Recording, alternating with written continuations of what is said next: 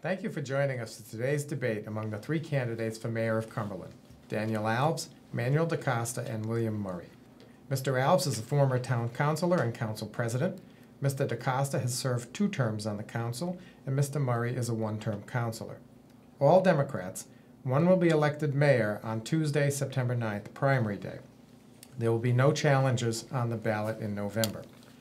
As a reminder to voters, both registered Democrats and unaffiliated voters will be able to vote in the September 9th Democratic primary.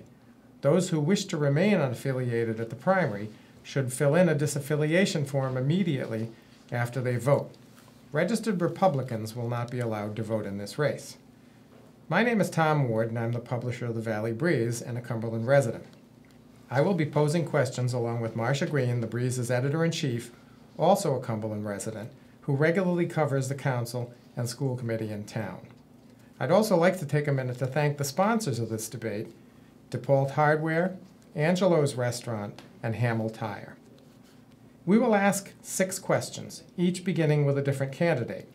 Candidates will each have 2 minutes to respond, and each will have a 1-minute follow-up and rebuttal. The debate will begin with a 1-minute opening remark and end with 90-second closing statements. Opening and closing remarks have been determined by a random drawing. Marcia and I will be able to interrupt at any time if we feel questions are not being directly answered by the candidate in a way that is of value to the voters. I'm grateful to Bruce McCabe of Lincoln for the video of this debate and for placing it online at valleybreeze.com, where it will remain through Election Day for review by voters. I'd also like to thank Ethan Shorey, our reporter, for helping us keep time. And now, opening remarks, beginning with Bill Murray. I want to thank the Valley Breeze for holding this forum so the voters in town are able to hear from each candidate about their plans for Cumberland. I'm not a career politician, but a person who has been very active in Cumberland for 50 years. I believe that I can do more for our community as your mayor. During the past 2 years serving on the town council, I have led the fight to make major improvements to Tucker Field, facilitated a long-awaited fire merger, increased funding for our schools, and worked to hold the line on taxes. To keep Cumberland moving forward, I believe the town needs a strong mayor. I believe my past experience, my work on the town council, gives me the background to be the mayor of Cumberland. I have the solutions, not idle promises. We need a mayor who can and get things done. My record shows that I'm this type of person. My office has an open door to everyone, the communications with the residents, town council, state officials, and federal officials. We will be able to accomplish great things for our town. I ask for your vote in the Democratic primary on Tuesday, September 9th. Thank you. Next is Dan. Dan Alves. Thank you so much. First of all, let me say that it's a tremendous honor to be running for mayor of our great town, and I certainly appreciate the opportunity today here at the Valley Breeze to debate some of the most important issues facing our town. I would like to personally thank Marcia Green, the editor-in-chief, as well as Tom Ward for the invite and all of the staff. I have been involved in town politics for many years, serving over 18 years on the council as well as council president and liquor board chairman.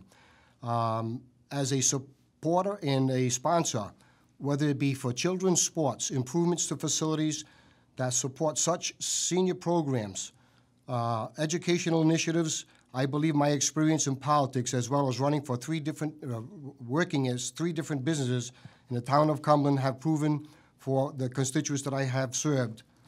My major platform issues are to seek education excellence, improve senior citizens' quality of life issues, and build equity within our town through resolving critical infrastructure issues. Public safety. I have had the great pleasure of living in our community my whole life and look forward. I'm sorry, time is up. Okay. Sorry. Okay, Manny DaCosta. Thank you very much. Before my opening comments, I'd like to thank as well the whole staff of the Valley Breeze, Marcia Green, Mr. Tom Ward, for the opportunity of being here and explaining my position running for the mayor of Cumberland. Dear friends, my name is Manuel DaCosta, and I'm running for the office of mayor of Cumberland because, like you, I love our town. Cumberland is where my wife Maria and I 27 years ago settled, and raise our family of 4 boys, Christopher, Eric, Nicholas, and Daniel. And I hope that my sons and your sons have a bright and glorious town to live in the future. I'm also running because I believe that the present administration very long neglected the basic needs of its people. I am a candidate for change, and I hope to count with your support on September 9th. Thank you.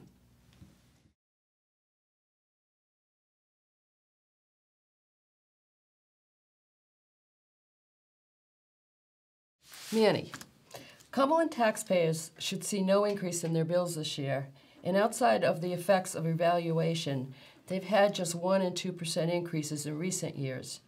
Yet you are campaigning on stabilizing the tax rate and upgrading infrastructure. Can I assume that by stabilizing you mean to reduce the rate? And I'm wondering about these infrastructure upgrades, new bridges and roads that you've mentioned in all your campaign materials. What do you plan to cut in order to pay for them? I mean, do you want to tap the surplus, which could risk a downgrade in the credit rating? Do you want to cut police? Do you want to cut schools? You know, what's your plan for getting this money? Marcia, thank you very much for your question. It's not my intention to cut anything. I intend to create efficiencies in our government. I will look at every department and see where we can save money to do more with less. That's my intention. I also plan to work with the state representatives and senators to, at Smith Hill, lobby hard. I will be very visible in Providence and lobby for funding, fair funding for Cumberland. At the end, our taxpayers have been asked, like you mentioned, every single year to carry a tax increase. I am not a candidate to raise taxes. I'm a candidate that voted time and again to hold the line on taxes and be responsible to the taxpayers of Cumberland. With that in mind, we have to realize that on certain occasions there's emergencies, there's situations that arise, and we have to be ready to face those problems. Therefore, my administration will not cut, but instead will create efficiencies, starting with the mayor's office and throughout the government. Okay. And the same question to you too, as far as spending in the taxes, you know. And especially versus infrastructure improvements and where the money comes from. So it's not just of a statement we've made, because I have not made any statements about No, the taxes. That's right. I want to make that clear. Mm-hmm. However, it's a good question, because I don't think any one of the three of us can sit here and say we can't not raise taxes. You have to watch. We'll have to see what the budgets are and what's in front of us. I can tell you that the budget and the at Town Hall is a very tight budget. I think anybody that looks at it will see that. So I'm not sure where you're going to find anything there. However, there are a lot of opportunities. There's opportunities of, again, running a more efficient government than there is now. However, I really think that the work has to be done. We have not had the backing or from the state officials to get more money into the town of Cumberland, and that's a #1 priority. We have to get that, because that will allow us to do other things within the community. The other thing that I feel very strong about is that volunteerism is a big thing in my thinking, and I would like to reach out to a lot of people, because the more volunteers we get dealing with the town of Cumberland, the more efficient we're going to get, and we won't have to look for money elsewhere. I'm not one for raising taxes without dire needs or necessities. I do feel that there is an opportunity on our state level with our state legislators to ask them for additional fundings for projects that the town of Cumberland has to have done and will be looking forward to do. I do believe that enticing good, clean industry into the town of Cumberland will be able to assist us in stabilizing our tax base and being able to have their all of their equipment taxed also, which will help us with the stabilization of taxes. But as far as raising taxes, I'm not one for doing so. I am also one for being frugal as far as what we do have and what the taxpayer has given us. And if we can give the taxpayer for $1, $1.10 back, that would be a challenge, and I think that's the challenge that I would like to take. You have a minute to follow up. Go ahead, Manny. My goal in government is to create efficiencies, to realize the best bang for the buck for our taxpayers. I'm going to stop everyone for a minute, and I apologize for changing things. You've all said similar things. You're looking for efficiencies and more state aid. So I will ask to change direction for the 1 minute and simply say, how do we get state aid when the state is so tapped out? The state is already looking at $400 million deficits.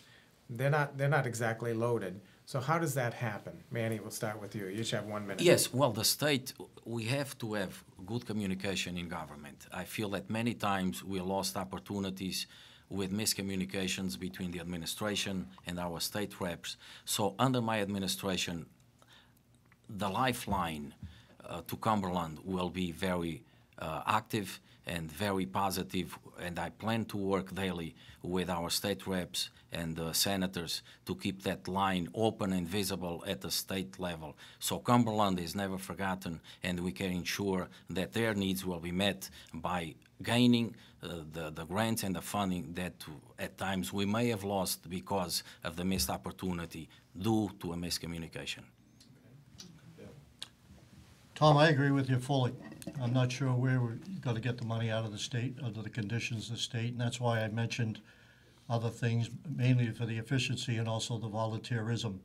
Our councilman, Mr. DeCosta, stopped a project, the Forest Avenue project, back a couple of years ago when we had the National Grid was supposed to pave it, and it's now going to cost the town extra money, over $200,000.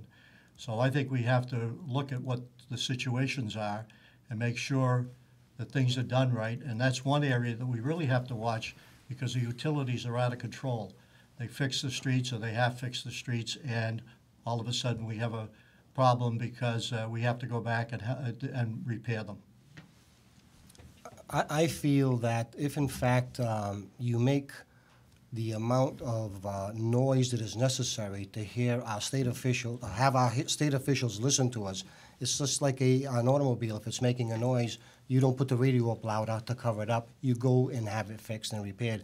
We need to have the state. We need to have the state realize that we're paying an extra penny per gallon of gasoline road use tax. We need that money to come into the town of Cumberland. We need our share so that we can do the repairs that are necessary. We need them to understand that our children learn today and lead tomorrow, and we need to educate them. We cannot have them keep saying, we're sorry, but we cannot fund the amount of money that is required. We need to make enough noise through the mayor's office in conjunction with the town council collectively to have them understand we need our fair share.